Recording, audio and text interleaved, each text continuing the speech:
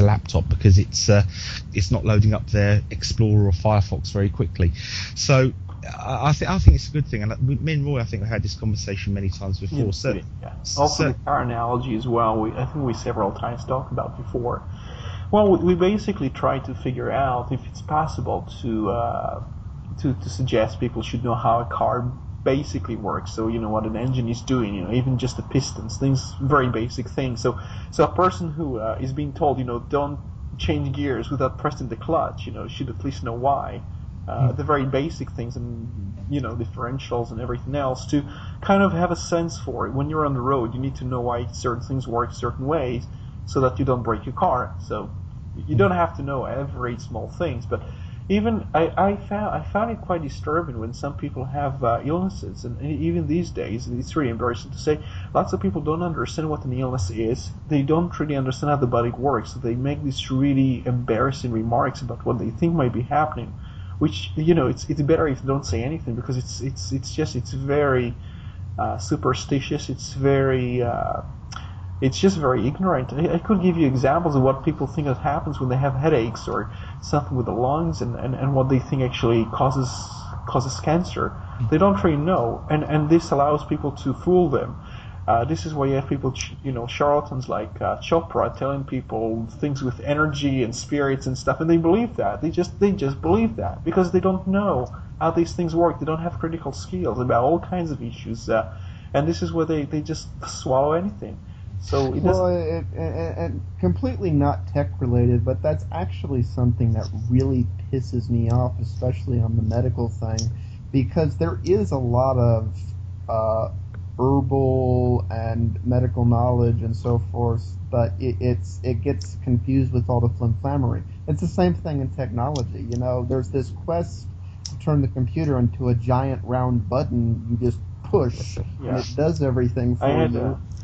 I had a friend of mine, we were looking at a catalog of a few things on his computer, and he has a Windows XP machine on a laptop.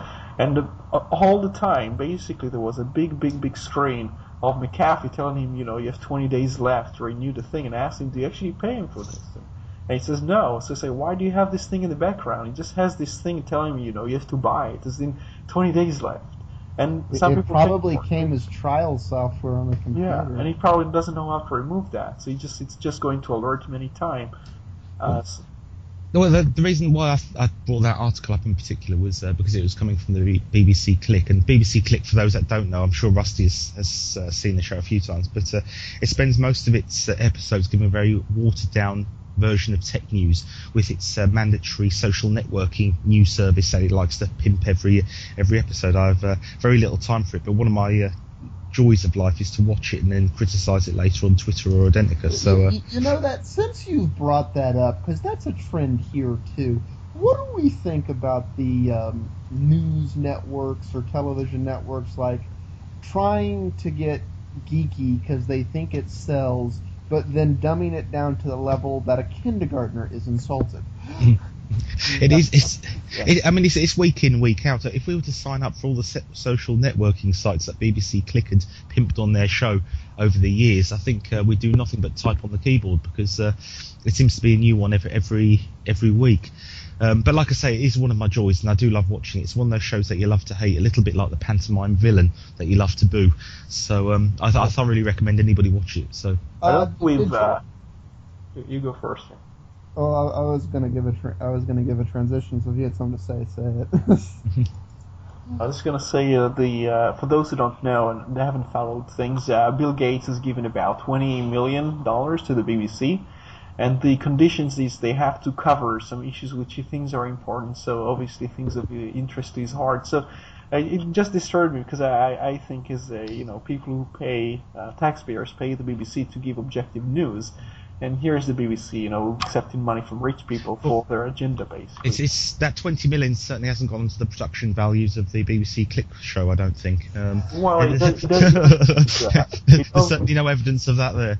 I should mention, just in case, it leads to self-censorship, because once the BBC is basically based on some funds coming from a certain person, probably would be reluctant to say anything critical about the source of funding. So that leads to basically self-censorship, and that's what he's doing in other networks, in NPR and PBS and all kinds of other networks in the States. So, not to play devil's advocate there, but Bill Gates isn't really affiliated with Microsoft anymore. So we were talking about what could Bill Gates possibly be doing that you want? Well, I'll tell you, it's since you brought up the subject, what he's doing now, and I think we covered this before.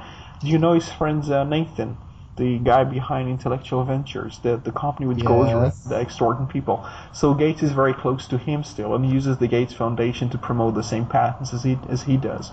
So they still work a lot with patents, and they promote certain patents that the Gates Foundation invests in for profit. And one of the things that he's also doing is actually he was involved at some capacity in Skype acquisition. So if you're thinking about the situation with Skype, bear in mind that Gates was part of the decision. He wanted to buy Skype.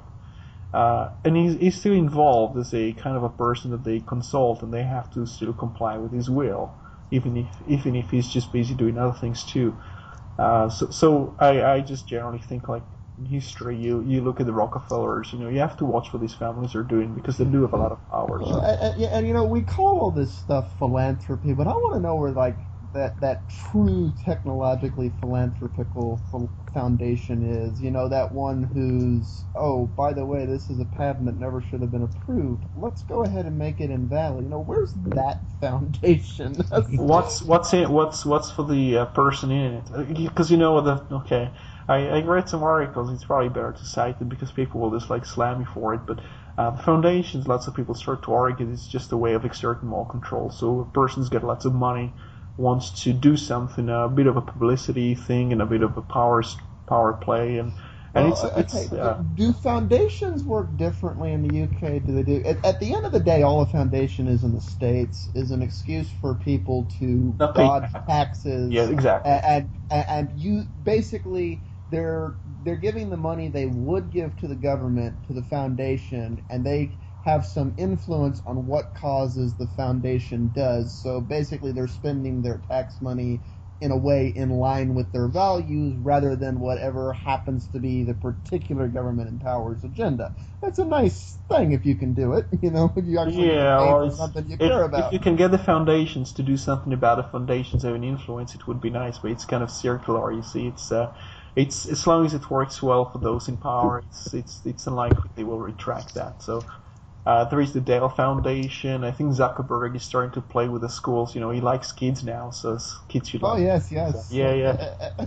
I am convinced someday down the road when I have kids, I'm gonna enroll my kid in kindergarten, and it's gonna be mandatory for my little 5-year-old to get a Facebook so he can be in the school system properly. I'm convinced. Well, on that maybe it will be easier for him to, if you want. No, sorry, they might actually use it as a bridge to get some information, to basically suck in some data instead of him having to fill out some forms and whatever. So, well, on that note, I think we'll go over to Roy in his introduction for a track for the sort of middle of the show. But before we do that, just a very quick mention out, and it's to Bill Gates and his wallet. And if he would like to donate £20 million to the TechBytes show, I certainly think Rusty, Roy and myself would be very grateful. So on that note, over to you, Roy, and you can introduce the halfway track. Yeah, well, the next one I have is Invisible Boy, and it's by John Smith.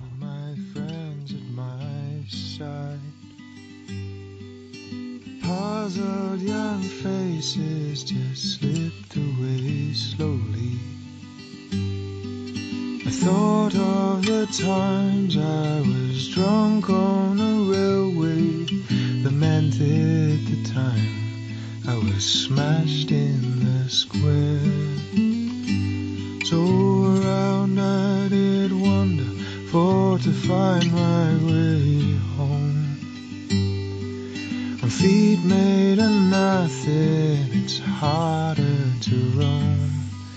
I trooped up the coastline, a walk on the moor, saw no big white river, no glorious faraway shore.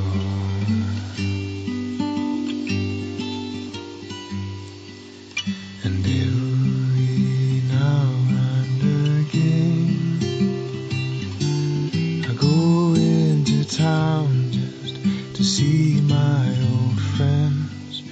It's such an odd feeling. Their eyes burn like embers.